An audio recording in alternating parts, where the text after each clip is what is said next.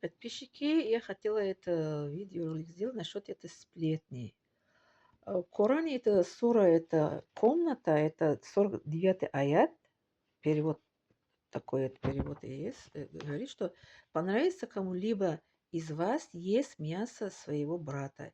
Если вы чувствуете к этому отвращение, бойтесь Аллаха, воистину Аллах, принимающий и милосердный. Если кто-то из нас будет сплетничать от своей брата или это сестрой, да, за спиной, это перед Аллахом такое, это считается, такое кажется, что как будто он кушает мясо это из тела своего брата или своей сестры. Да.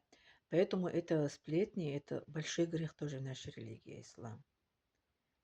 Поэтому вот сообщите Коран, что бойтесь Аллаха, говорит. Бойтесь Аллаха и берегите себя от такого греха. Не забудьте, пожалуйста, ставить лайк.